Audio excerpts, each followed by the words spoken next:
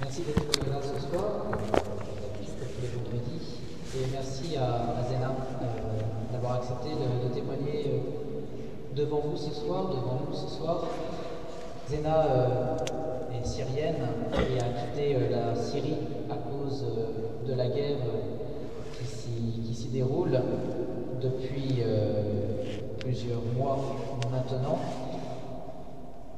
Une guerre où les chrétiens ils sont quelque peu, on peut le dire, persécutés. Et Zena ce soir va nous témoigner, devant nous, d'abord de ce qu'elle a pu vivre, de cette expérience de la guerre dont nous n'avons pas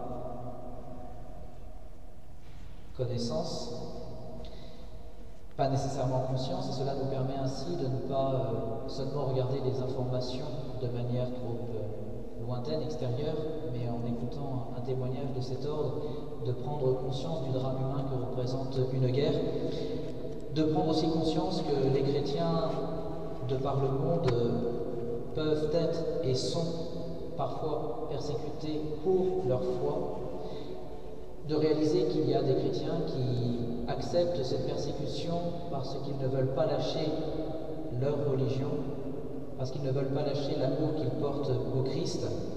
Et je vous demande du coup ce soir une attention vraiment particulière, par exemple un petit peu plus forte que la fois où Emmanuel était là, c'est-à-dire la fois où j'étais au fond et où ça parlait pendant le topo. Et j'aimerais que vous preniez conscience que quand quelqu'un vient et témoigne, il donne de lui-même. Particulièrement, que ce soit un témoin ou même celui qui fait le topo. Et que, j'imagine que je n'ai pas à vous rappeler que c'est d'un élémentaire respect que de se taire quand quelqu'un parle, de l'écouter tout bonnement. Donc on ne sort pas son portable quand on est à une veillée. Un portable n'a pas à être allumé dans une église. Deux, on ne parle pas pendant le topo, ni même pendant la louange, ni même pendant l'adoration. Je vous sais assez mûr pour le comprendre. Et respecter vraiment le témoignage de Zena ce soir. Merci Zena vraiment d'être là.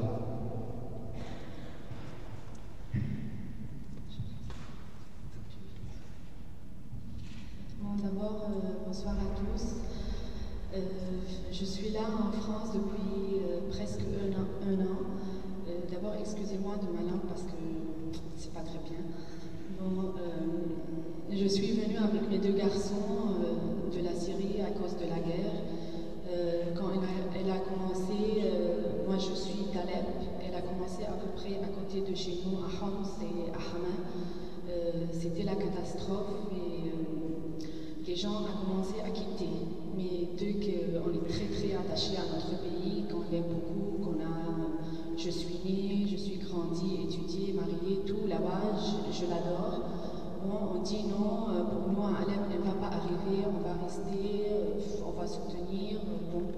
Mais dès les premières bombes qui sont été à Alep, on a décidé de partir, moi et mes deux garçons. Mais mon mari, il est resté là-bas pour le travail.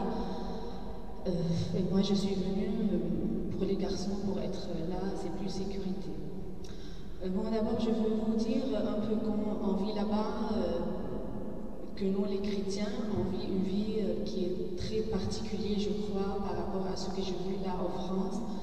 On est très, très attachés à l'Église.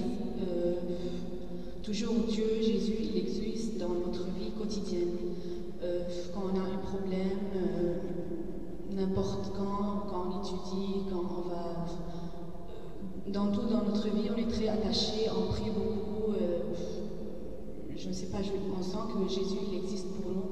Peut-être parce que nous ne sommes pas majorité, on est très peu, alors on est tous encadrés dans les mêmes quartiers à côté de l'église, et l'église nous soutient beaucoup, on sent que c'est un défend pour nous. Alors, on célèbre comme vous la messe tous les dimanches, et on a, je crois, un peu plus que vous, quand il y a les fêtes, en fait vraiment... quand la semaine sainte, alors c'est la semaine qui notre mari il arrête le travail, il ne va pas au travail vendredi, samedi, dimanche, lundi de Pâques, on est tous à l'église, on a le chemin de croix qui est très très joli à Alep. Le vendredi saint, on fait descendre à après le chemin de croix, on descend Jésus du Christ et on le met dans un tombeau et on reste toute la nuit devant lui en train de prier, adorer. Et puis, par exemple, le mois de Marie, moi quand j'étais là, le mois de mai, je trouve qu'il n'y a pas beaucoup de choses là, le mois de Marie. Non, là-bas, chaque jour, on part avec les enfants à l'église, on fait le chapelet, et puis on assiste à la messe, et il y a la plupart des dames qui sont dans les 50 ans, ils portent un robe bleue avec la ceinture de Marie pendant tous ces 30 jours-là pour remercier Sainte Vierge, je ne sais pas, c'est une tradition qu'on le fait presque toutes les fins à l'âge de 50 ans, même il y a des gens qui le font, mais je trouve que c'est très dur, que c'est très difficile à faire. C'est un respect. Je peux vous dire que là-bas encore, on a un convoi des scouts. Moi, j'étais à la scout Saint-Joseph et on vit une vie très très belle. On fait convoi des camps, des tout. Alors, soudain, la guerre est venue et on est obligé de quitter. Et on voit devant nous, moi, j'ai pas vu beaucoup les détruits de mon pays d'Alep, mais là, dans les images, quand je vois les églises il y a des bombes qui sont détruites, il y a des gens qui ne peuvent plus aller à l'église parce que les routes sont coupées. Malgré tout ça, il y a quelques des églises qui sont pour l'instant ouvrir. Tous les chrétiens se regroupent là-bas pour prier, pour adorer, pour demander, on sent très bien que Jésus il est toujours avec nous et il nous donne beaucoup de la force. Et il nous aide beaucoup. Et moi, là encore à Versailles, on prie beaucoup et on sent que Jésus existe dans notre vie. Alors, je suis fière que je suis chrétienne parce que je suis chrétienne. Quand je suis venue là, j'étais très très bien accueillie par la paroisse que j'étais à côté, par hasard, habitée Jeanne d'Arc. J'ai vu que je suis chrétienne, alors les portes sont ouvertes devant moi. Jésus, il est là à côté de moi, il me dit, même si tu as quitté ton pays, je suis là pour t'aider.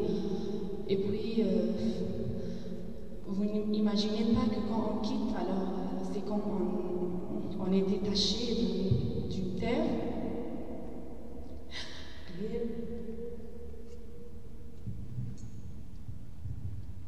Et puis, excusez-moi. Et puis on est là seul. C'est très difficile. Au début, c'était très très difficile. Mais là, après quand on était entouré de cette paroisse avec les gens qui nous ont beaucoup aidés, on a une vie presque, c'est pas la même, mais bon, on a des amis, les enfants, ils sont très bien. Ils ont été encore dans le scout, ils sont avec des amis, ils sont très bien là, mais on est toujours attachés à notre pays.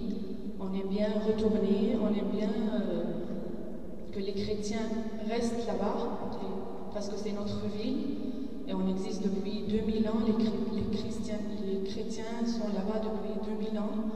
Alors, dès que Jésus, il est là, il est passé dans les pays à Damas, c'est bon, on existe depuis longtemps et c'est très difficile de trouver que tout ça va détruire. Et bon, on est obligé de quitter, on n'a plus le droit de rentrer de notre pays.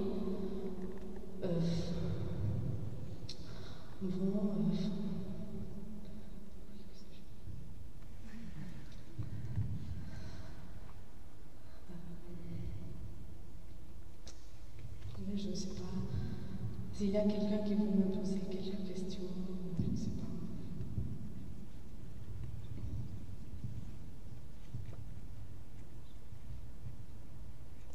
Oui. Comment?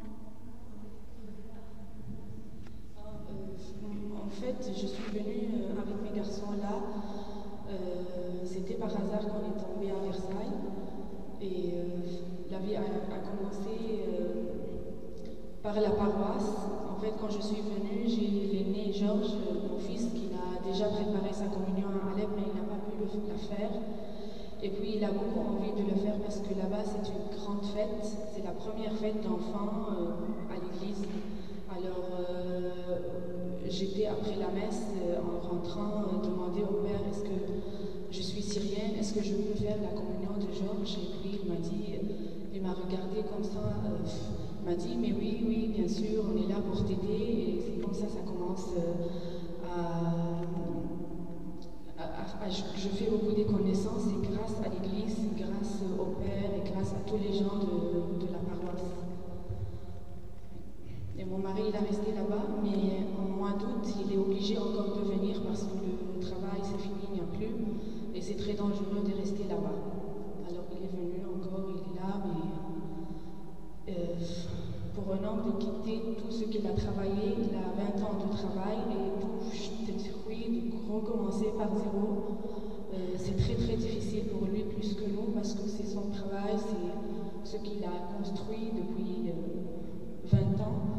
Alors lui, il essaye d'être fort, mais c'est pas très facile de lui du tout.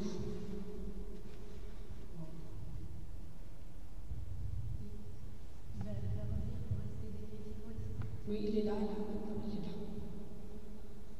Et moi, j'ai un souci que mes parents, ils sont là-bas. Ils ne veulent pas quitter, en fait, leur pays.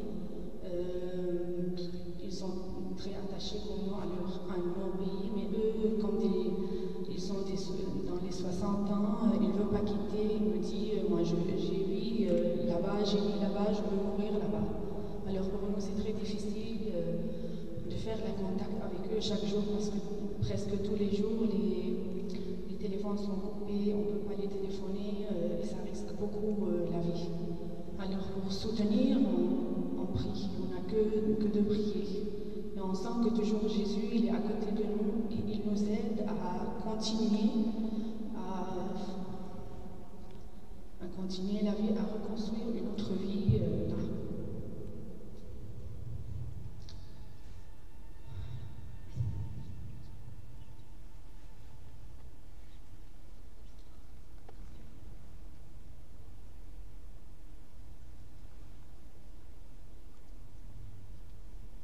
Et je vous dis que comme vous êtes des jeunes, des jeunesses et tout ça, il faut profiter vraiment de chaque jour qui passe dans votre vie et d'être heureux, d'être à côté de Dieu, parce qu'on ne sait pas quand il y a j'espère que non, mais vraiment dans la vie, il y a des choses qui passent qu'on ne l'attend jamais. Et puis quand elles se passent, c'est très dur. Et si on n'a pas cette envie de vivre, cette envie de continuer, cette envie d'être à côté de Jésus depuis qu'on est en paix, tout va bien, ça va être très dur. Parce que quand on était là-bas, on prie, mais on dit bon, on prie, peut-être ça ne sert à rien. Mais quand on est en problème, vraiment on sent que notre prière, elle n'est pas partie comme ça. On sent que vraiment Jésus, il est là, il est à côté de nous. Il ne lâche pas, même si tout le monde il me lâche, il est toujours avec nous. Et on sent ça très bien dans notre vie, dans tous les pas qu'il arrive là. Moi j'ai trouvé un travail parce que je suis chrétienne avec l'aide de l'association catholique. Mes enfants, ils ont au scout, ils ont des amis parce qu'ils sont des chrétiens. Je ne sais pas, le Christ, c'est une très grande chose qui ouvre, qui nous aide, qui ouvre toutes les portes. Je ne sais pas, il est toujours avec nous, je peux dire.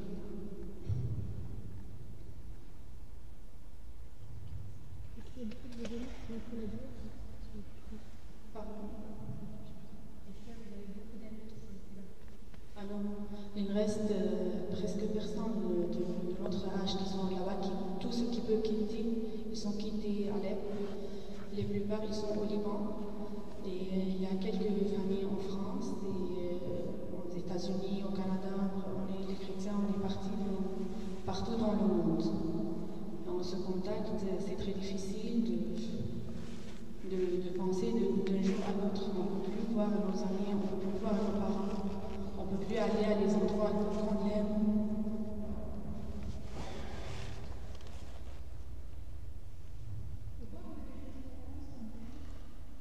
Et en fait, parce que d'abord on parle la langue française et j'ai ma belle-mère qui habite là depuis 20 ans. Oui.